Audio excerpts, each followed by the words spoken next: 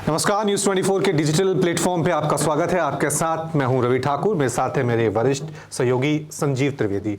और आज का इस सेशन का हमारा विषय है दिल्ली के मुख्यमंत्री अरविंद केजरीवाल की गिरफ्तारी और आम आदमी पार्टी का अब भविष्य क्या होगा। संजीव जी, कल गिरफ्तारी हुई थी। कल ये दिल्ली की सियासत की या देश के सियासत की सबसे बड़ी सियासी खबर थी। उसके बाद फिर उम्मीद की जा रही थी कि क्या ये वही पैटर्न हमें देखने को मिलेगा जो मनीष सिसोदिया के साथ देखने को मिला, जो हमें संजय सिंह के साथ देखने को मिला।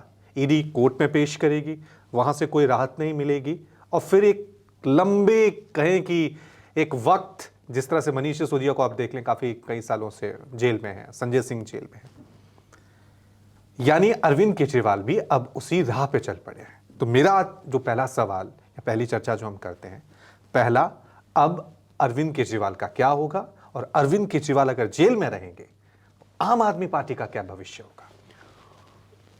14 महीने हो गए हैं रवि। गिरफ्तारी हुई थी जब मनीष सिसोदिया की, तब से अब तक 4 महीने संजय सिंह के भी हो गए हैं। और ये जो दोनों गिरफ्तारी है, ये इसी केस से मुतल्लिक है जिसकी बात आप कर रहे हैं, जिसमें केजरीवाल जी भी अब पुलिस रिमांड पर भेज दिए गए हैं, ईडी की रिमांड पर भेज दिए गए। मामला वही है और उन लोगों को बेल नहीं मिला है और ईडी ये बताने की कोशिश कर रही है कि दरअसल किंगपिन जो है, जो एक्यूज नंबर 1 हैं, अभी तक उस तरह से इनको पेश नहीं किया है, लेकिन ये कोर्ट में बताने की कोशिश है कि दरअसल वो अरविंद केजरीवाल चूंकि सबसे बड़े ओहदे पर थे, तो इन्हीं के इशारे पर सब कुछ हो रहा था। तो जाहिर है कि अगर इन्हें बेल मिलेगा तो उन्हें भी बेल मिलेगा, और अगर उन्हें बेल नहीं मिला है अभी तक, तो इनके लिए भी बेल आसान नहीं होगी। ये खबर बहुत अच्छा नहीं लगेगा आम आदमी पार्टी के समर्थकों को सुनकर, पर ये एक हकीकत है कि पीएमएलए के मामलों में अमूमन ये देखा गया है कि बेल बहुत आसानी से नहीं मिलता है। लिहाजा ये जो आप अभी देख रहे हैं शुरुआती जोश है कि जेल से चलाएंगे हम दिल्ली की सरकार, ये मैं समझ सकता हूं कि एक भावनात्मक उबाल है, अभी प्रैक्टिकल नहीं। हाँ, पर बहुत ज़्यादा व्यावहारिक नहीं है और कोई ना कोई विकल्प ढूंढना पड़ेगा, क्योंकि आम आदमी पार्टी की दो जगहों पर सरकार है, वो एक राष्ट्रीय पार्टी है। और ये दृष्टांत, ये उदाहरण अभी भारतीय राजनीति में नहीं है कि कोई मुख्यमंत्री जेल से राजकाज चला पाया हो। तो ऐसे में एक नया प्रतिमान बनता दिखेगा, ये एक रिस्की बात होगी। और ऐसे में आप जानते हैं यहाँ पर एलजी और दिल्ली चूँकि देश की राजधानी है, एलजी का बहुत अधिकार होता है, तो कहीं मामला राष्ट्रपति शासन की तरफ न चला जाए, इसका भी खतरा रहेगा, इसकी आशंका रहेगी। मतलब आपको लग रहा है कि जिस तरह से आप, ये आम आदमी पार्टी को लग रहा है कि राजनीतिक मैसेज देने के लिए तो अच्छा लग रहा है कि अरविंद केजरीवाल जेल से ही सरकार चलाएंगे। पहला, ये व्यवहारिक नहीं है। दूसरा, अगर बीजेपी अपनी रणनीति पे आगे बढ़ती है, जो आप कह रहे हैं कि अगर क्योंकि एलजी के पास ही अधिकार, ये कानून बन गया है, केंद्र सरकार के द्वारा ये कानून बन गया कि असली बॉस जो है अब एलजी ही हैं, तो राष्ट्रपति शासन लग सकता है। तो इसके मद्देनजर आपको लग रहा है कि यहाँ पे आम आदमी पार्टी थोड़ी स्ट्रेटेजी में बदलाव कर सकती है, किसी और को मुख्यमंत्री का चार्ज दिया जा सकता है। जी बिल्कुल। देखिए, इस बात को आपको मानना पड़ेगा कि आम आदमी पार्टी दरअसल एक पर्सनालिटी सेंट्रिक पार्टी है। वो अरविंद केजरीवाल की पर्सनालिटी के आसपास बनी हुई पार्टी है। और मैं इसलिए ये बात कह रहा हूँ कि जो जैसे वामपंथी पार्टियां हैं, आइडियोलॉजी के आधार पर होती हैं, यहाँ पर भारतीय जनता पार्टी है राष्ट्रवाद और हिंदुत्व की आइडियोलॉजी पर। यहाँ आइडियोलॉजी, आइडिया और पर्सनालिटी तीनों अरविंद केजरीवाल ही हैं। तो अरविंद केजरीवाल के हटने से एक वैक्यूम तो आएगा और उस वैक्यूम की कल्पना नहीं की जा सकती थी। इसीलिए ये भावनात्मक उबाल है कि नहीं, हम अरविंद केजरीवाल के साथ हैं और वही सरकार चलाएंगे, भले ही जेल से चलाना पड़े। लेकिन एक ऐसी पार्टी के तौर पर जो राष्ट्रीय पार्टी भी है, जिसकी दो राज्यों में सरकारें हैं और जिसकी प्रेजेंस जो है वो भारत के कई राज्यों में है, मानकर चलिए कि देर से देर ये फैसला ज़रूर होगा कि कोई व्यक्ति आगे आए। और अच्छी बात यह है आम आदमी पार्टी की कि आपने देखा होगा वहाँ पर सेकंड लाइन क्रिएट किया गया है बहुत कॉन्शियसली। बहुत सी जो पार्टियां होती हैं उसमें सेकंड लाइन नहीं क्रिएट होने दिया जाता है। तो अरविंद केजरीवाल ने ये काम अच्छा किया कि उसने सेकंड लाइन क्रिएट की है और उस सेकेंड लाइन में बहुत से लोग हैं जिनका नाम आगे आ रहा है, और ऐसे में मानकर चलिए कि कोई मंत्री हो सकते हैं जो स्टेप अप करेंगे और वो सरकार में मुख्यमंत्री की भूमिका निभाएंगे। उसका फॉर्म क्या होगा, किस तरह से होगा, वो पार्टी को तय करना है। पहली बात तो यही है कि अब जबकि 6 दिन के रिमांड पर भेज दिए गए हैं तो कोर्ट वाला चैप्टर जो है वो थोड़ी देर के लिए, 5-6 दिनों के लिए शांत हो जाता है। अब इसका जो पॉलिटिकल फॉल आउट है वो इम्पॉर्टेंट हो जाता है। इंडिया गठबंधन के लोग जमा होंगे, वो किस तरह से इस डेवलपमेंट को आगे लेकर के जाते हैं, क्या ये देशव्यापी आंदोलन बनेगा। और बहुत बार देखा गया है कि कभी कभी नेताओं की गिरफ्तारी जो होती है वो कुछ इस तरह से एक पॉलिटिकल मूवमेंट के तौर पर कन्वर्ट हो जाती है। नहीं, और ये बिल्कुल संजीव जी, इसमें जो मुझे जो लग रहा है कि पॉलिटिक्स परसेप्शन का खेल होता है। अभी एक बीजेपी परसेप्शन बनाने की कोशिश कर रही है कि भाई ये भ्रष्टाचारी, हम इनके खिलाफ कार्रवाई कर रहे हैं। दूसरी तरफ विपक्ष हो या फिर आम आदमी पार्टी, उनकी तरफ से ये नैरेटिव सेट करने की कोशिश हो रही है कि देखिए एक तानाशाही सरकार बनी हुई है, हमें जबरदस्ती झूठे केसों में फंसाया जा रहा है। ऐसे मामलों में कानूनी लड़ाई लंबे दिनों तक चलती है और इस देश ने देखा है 2G घोटाले में क्या हुआ। 2G घोटाले के नाम पे सरकारें बदली, कई लोगों को कई दिनों तक सुप्रीम कोर्ट में सुनवाई चली, आखिर में पता चला कोई घोटाला ही नहीं था।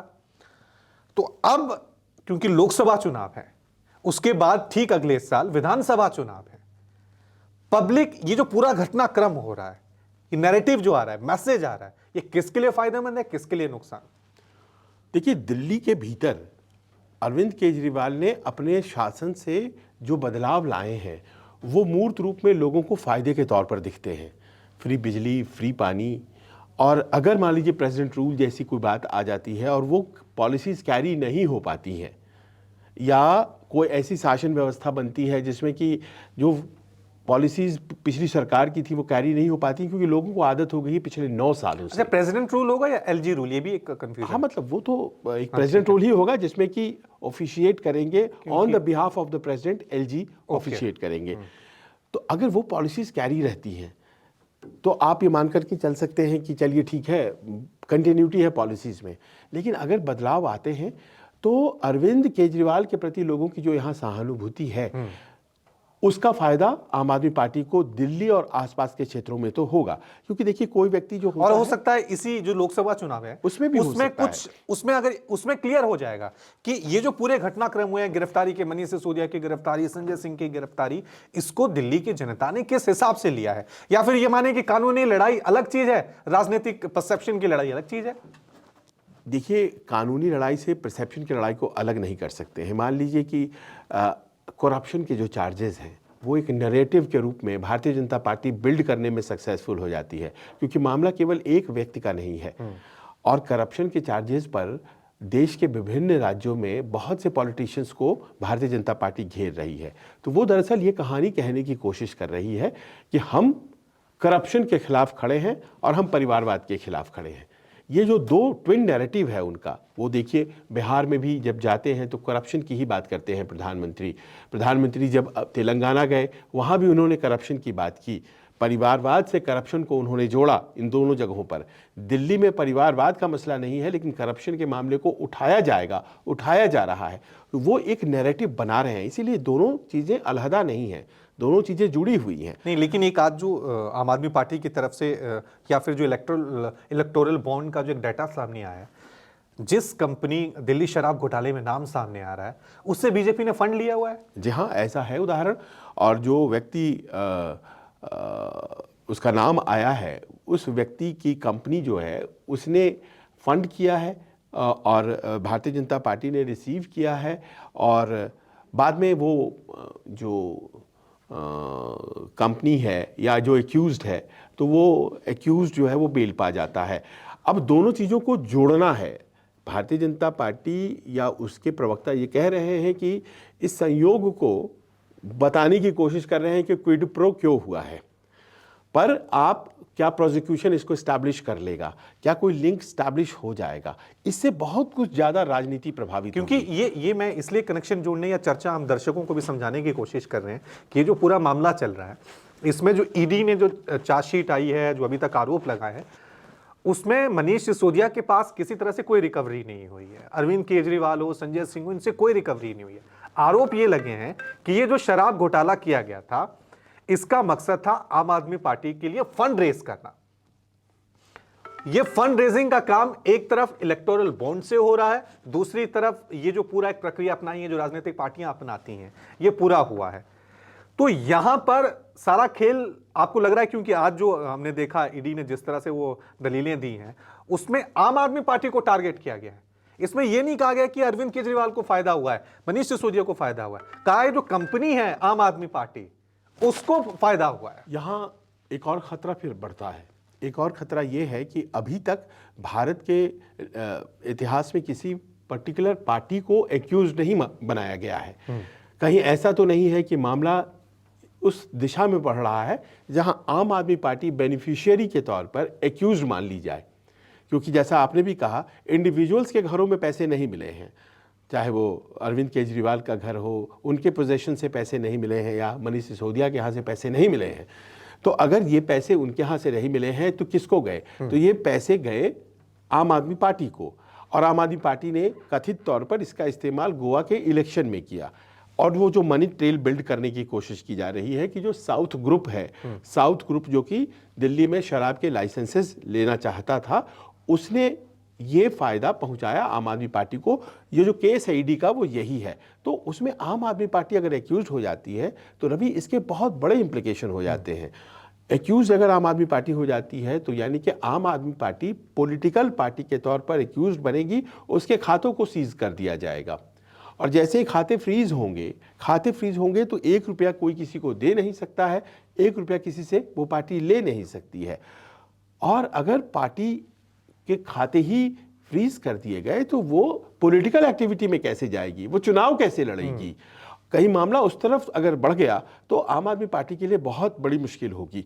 इसीलिए आपने देखा होगा कि कांग्रेस पार्टी ने कल इस मसले को, उनका दूसरे मामले में खाता फ्रीज हुआ है इनकम टैक्स के नॉन पेमेंट की वजह से, लेकिन वो भी बहुत परेशान होगा इस बात को लेकर के। तो न केवल इंडिविजुअल्स इसमें फंस रहे हैं, सुप्रीमो आम आदमी पार्टी के, अब देखिए आम आदमी पार्टी के सुप्रीमो हैं। आम आदमी पार्टी अगर एक्यूज्ड बनती है तो सुप्रीमो भी एक्यूज्ड है ऑलरेडी, क्योंकि जो भी आम आदमी पार्टी करती है वो आम आदमी पार्टी के सुप्रीमो ही तय करते हैं। ये अजम्पशन है, मान लिया जाता है। तो ऐसे में केसेस जब बढ़ रहे हैं तो तकनीकी तौर पर तो आम आदमी पार्टी के लिए बड़ी मुश्किलें लेकर के आने वाले हैं। और कहीं ऐसा ना हो कि अगला चुनाव जो है वो लड़ने में आम आदमी पार्टी बड़ी मुश्किल फेस करे। एक और सवाल जो मैं हो सकता है, क्योंकि आप थोड़े से कानून के जानकार हैं, तो मैं आपसे पूछ लेता हूं, क्योंकि खासकर ये जो अभी विपक्षी पार्टियों की तरफ से आरोप लगाए जाते हैं कि भाई ये जो पीएमएलए कानून है इसमें जमानत मिलना बहुत मुश्किल है, इसमें जो दोषी होता है उसको साबित करना होता है। तो मैं थोड़ा मूलभूत सवाल आपसे पूछ लेता हूं कि क्या ये देश के कानून में, देश के या संविधान में एक कमी हो गई है? आप किसी पे आरोप लगा दीजिए, आरोप लगाने के बाद उसकी गिरफ्तारी कर लीजिए। अब 4 साल बाद, मान लिया दिल्ली शराब नीति का ही मामला लेते, जैसे मैंने 2G का मामला आपको बताया, मान लिया 3 साल बाद, 4 साल बाद, 5 महीने बाद, 6 महीने बाद ये साबित हो जाता है कि दिल्ली शराब नीति कोई घोटाला ही नहीं था, तो ये जो ये लोग जेल में रहे हैं इसकी भरपाई कौन करेगा? इससे जो पॉलिटिकल फायदा हुआ है इसका फिर भरपाई कैसे होगी? ये सारी चीजें आपको लग रहा है कि कहीं ना कहीं एक, या फिर ये एक प्रक्रिया है जो सबके साथ होती है? नहीं, ये तो केवल पीएमएलए के केसेस में आप क्यों देख रहे हैं? ये तो मान लीजिए कि ये तो किसी भी केस में मर्डर एक्यूज्ड है और बाद में वो अगर बरी कर दिया जाता है और उसने अपने जीवन का एक बड़ा हिस्सा अगर जेलों में बिता दिया, वो जिंदगी के हिस्से कैसे वापस आएंगे? आपने 2G का नाम लिया, ए राजा ने बहुत लंबी अवधि जेल में काटी है, देश के बड़े नेताओं में शुमार होते हैं, केंद्र में मंत्री भी रहे हैं, अभी फिलहाल मेंबर ऑफ पार्लियामेंट भी क्योंकि वो लोग भूल जाते हैं। तो लोग भूल जाते हैं। आज लोगों को ये भी नहीं पता हुआ कि 2G नाम सुप्रीम कोर्ट से कोई घोटाला नहीं कहा गया है। अब आज जो ये घटना हुई है इसका फायदा एक पॉलिटिकल तो मिलेगा, लेकिन अभी आरोपी नहीं है, दोषी नहीं है, लेकिन आप पोर्ट्रेट दोषी की तरह हो रहे हैं। That is my point. हाँ, वो देखिए, ये तो हमारे कानून में इस तरह की व्यवस्था अभी तक नहीं बनाई गई है कि अगर आप एक्विटेड हो जाते हैं तो फिर आपको कॉम्पनसेशन मिलेगा। अगर कोई मांगता है तो वो लड़ सकता है ये केस कि जो हमारी ज़िंदगी के इतने दिन चले गए उसका क्या, हमें वो कौन लौटाएगा वापस, और उसका जो है हम कमर्शियल टर्म्स में इतनी मांग करते हैं। पर अमूमन ऐसा होते हमने नहीं देखा है। कोई रिहा होता है, बरी होता है, क्विट होता है तो वो अपना बहुत खुशी मनाता हुआ निकल जाता है।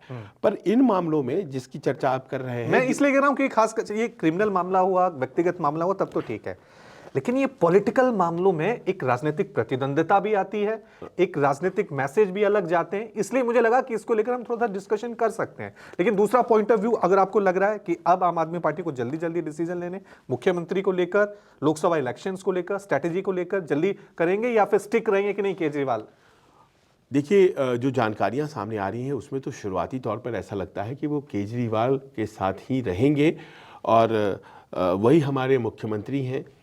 इस बात की लाइन जो है वो अभी तक सभी नेताओं को एक्सेप्टेबल है कि भाई सरकार और जेल से ही चलेगी। एक आध उदाहरण लेके आया गया है कि कुछ कंपनियां जो हैं वो जेल से चली थीं, कुछ कंपनियों के बड़े बॉसेस जेल में बंद कर दिए गए थे, तो वहाँ तिहाड़ में एक ऐसी व्यवस्था बनाई गई थी ऑन पेमेंट बेसिस कि वहाँ पे एक ऑफिस दिया गया था और उस ऑफिस में बैठ करके वो काम किया करते थे। तो कुछ वैसी व्यवस्था की कोर्ट से मांग की जाएगी और कहा जाएगा कि सरकार, क्योंकि भारतीय संविधान में कहीं कोई ऐसा प्रावधान नहीं है कि कोई व्यक्ति जो है वो जेल से सरकार नहीं चलाता है। लेकिन देखिए, एक होता है कानूनी पोजीशन और दूसरा होता है व्यवहारिकता।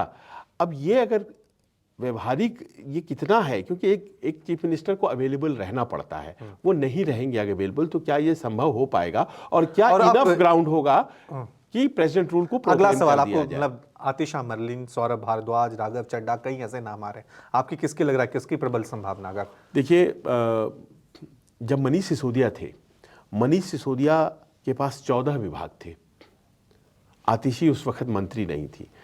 अरविंद केजरीवाल कभी भी कोई विभाग अपने पास नहीं रखते हैं, बल्कि तमाम मंत्रियों के विभागों में क्या हो रहा है उसके साथ मिल करके वो मीटिंग्स लेते हैं, उसको डायरेक्ट करते हैं कि तुमको ऐसे करना है और हर विभाग की जानकारी उनके पास होती है। तो एक तरह से वो सुपर मिनिस्टर हैं, वो सब विभाग चलाते हैं। सबसे ज़्यादा मंत्रालय मनीष सिसोदिया के पास थे। जब वो गए तो उसके बाद उनकी जगह एक तरह से आतिशी ने ली। आज की तारीख में उनके पास भी 14 मंत्रालय हैं। दो प्रोमिनेंट चेहरे हैं आज की तारीख में सरकार के, और वो हैं आतिशी और सौरभ भारद्वाज। इसमें आतिशी ही लीड कर रही हैं क्योंकि उनके पास अभी 14 मंत्रालय हैं और जो एक चार्ज है आप देख रहे होंगे उसको, जिस तरह से वो लीड कर रही हैं, बहुत संभव है कि अगर मान लीजिए कि कोई सेन माइंड या कुछ इस तरह के विचार दिए जाते हैं, आपस में बातचीत होती है, तो अगर ये स्थिति आती है कि एक मुख्यमंत्री तय किया जाए तो वो आतिशी हो सकती हैं। कुछ लोग सौरभ भारद्वाज का भी नाम लेते हैं, लेकिन जो जानकारियां हम लोग के पास है उसमें पात्रता आतिशी की है। कुछ लोग ये भी कहते हैं कि क्या सुनीता केजरीवाल वो राजनीति में पदार्पण करेंगी, क्योंकि आज उन्होंने ट्वीट वो लालू प्रसाद यादव और राबड़ी देवी का एग्जाम्पल दे। लेकिन देखिए, अभी फिलहाल जो है आप जानते हैं कि दिल्ली में कुछ 10 महीनों की सरकार बची है और तुरंत कहीं कोई विधानसभा की सीट खाली नहीं है जिसको कि वो चुनाव लड़ जाएंगी, और यहाँ तो कोई एमएलसी होता नहीं है। पॉलिटिकल एक्टिविज्म देखा और इस तरह से अजीब हो जाएगा। इस तरह से परिवारवाद के खिलाफ रहे हैं अरविंद केजरीवाल, तो ये शायद संभव नहीं है। तो ऐसे में आतिशी है, लेकिन मुझे लगता है कि इस तरह के विचार आते आते आम आदमी पार्टी अभी बहुत इमोशनल है, वो बहुत ज़्यादा इमोशनल है। और वो उस तरह से, रवि, आपको मतलब ये आपको भी आश्चर्य होगी कि जब बेल को लेकर के इतने संजीदा थे आम आदमी पार्टी वाले और जान रहे थे कि गिरफ्तारी हो सकती है, पर वो एंटीसिपेटरी बेल के लिए नहीं गए। ये आपने भी मार्क किया होगा। वही कह रहा हूं, राजनीतिक लड़ाई में ज्यादा ध्यान लगाया, कानूनी लड़ाई में कम। नहीं, हो सकता है कि उनकी स्ट्रैटेजी का हिस्सा हो। देखिए, एंटीसिपेटरी बेल बहुत गिने चुने लोगों को मिलता है, ये बात तो हकीकत है, लेकिन बड़े लोगों को तो मिलता ही है कि गिरफ्तारी से बचने के लिए। आज जब वो गिरफ्तार हो गए हैं तो ये ऑप्शन तो एग्जॉस्ट हो गया ना। अब तो एंटीसिपेटरी बेल का, जो दिल्ली हाई कोर्ट गए थे वो नहीं, वो गए थे कि हमारे ऊपर कोई कोअर्शन ना हो, हमारे ऊपर कोअर्शन ना हो। ऐसे कई उदाहरण हैं, जैसे कोअर्शन का मतलब अरेस्ट ना हो, हमारे को पकड़ा नहीं जाए, बुलाया नहीं जाए।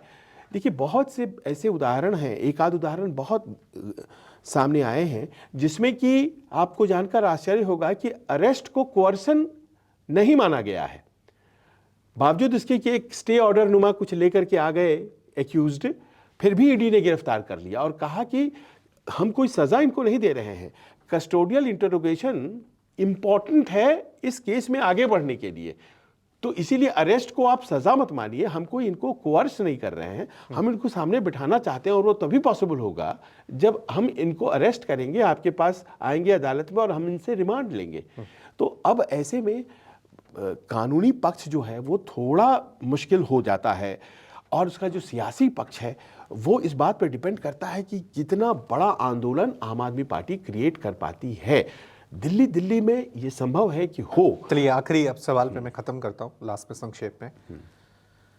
अभी क्योंकि सबसे बड़ी सियासी जंग होने जा रही है 2024 लोकसभा चुनाव, ये जो अभी बड़ी घटनाएं, हेमंत सोरेन की गिरफ्तारी हुई थी वो तारीखों की घोषणा से पहले हुई थी, तारीखों की घोषणा हुई उसके बाद ये पहली बार हो रहा है कोई मुख्यमंत्री गिरफ्तार हुआ। क्या नैरेटिव जाएगा, कहीं ये मोमेंटम ना हो जाए, कहीं ये आपको लग रहा है कि, या फिर इसके बहुत ज्यादा मतलब फायदे नुकसान हमें देखना नहीं चाहिए, अलग मामला चल रहा है? जब लालू यादव गिरफ्तार होकर गए थे चारा घोटाला मामले में, तो उस वक्त भी बहुत ज्वार हम लोगों ने देखा था, लेकिन that did not lead to increase in the vote share. नहीं, लेकिन इंदिरा गांधी की मुझे घटना याद है कि जब वो, आपको याद होगा, वो सफ़ेद साड़ी में निकली थी और उनको जो गिरफ्तार किया गया था, पूरा मोमेंटम बदल गया था। पर वो जो मामले थे वो करप्शन से रिलेटेड जो होते हैं, मैं उसकी बात कह रहा हूँ। देखिए क्या होता है कि करप्शन से रिलेटेड मामले में शुरुआती जोश के बाद अब ये नैरेटिव स्टैब्लिश करने की कोशिश की जाएगी बीजेपी के द्वारा कि किन किन जगहों पर अरविंद केजरीवाल का जो इंटेग्रिटी था वो डाउट में था, और वो अगर वो इस्टेब्लिश करने में सक्सेसफुल हो जाएंगे तो वो अपनी नैरेटिव तैयार करेंगे। देखिए हमारे साथ प्रोसिक्यूशन हो जाए, हम अन्याय के खिलाफ लड़ रहे थे और हमें गिरफ्तार कर लिया जाए। अरविंद केजरीवाल को इसी दिल्ली की जनता ने बहुत सपोर्ट किया है, वो सड़कों पर 3 बार जाते मुख्यमंत्री थे। बने। हाँ, तो इसीलिए ये ऐसा मामला है जिसमें अरविंद केजरीवाल कभी पकड़े जाएंगे किसी ने सोचा नहीं था। इसीलिए अभी यहाँ पर सेकंड गेस करना बहुत मुश्किल हो रहा है, क्योंकि Arvind Kejriwal India against corruption के लिए खड़े होते थे और आज उनके उसी प्लैंक पर भ्रष्टाचार के आरोप में ही जेल में है। चलिए इस सेशन को यहीं पे समाप्त करते हैं, क्योंकि आने वाला वक्त बताएगा, चुनाव है, कानूनी लड़ाई एक अलग लेवल पे लड़ी जाएगी, राजनीतिक लड़ाई लड़ी जाएगी, लेकिन उसका सीधा असर आपसे है। आप इन दृश्यों को, इन घटनाक्रमों को कितने सही से ऑब्जर्व करते हैं, ये आप तय करेंगे। शुक्रिया अभी के लिए।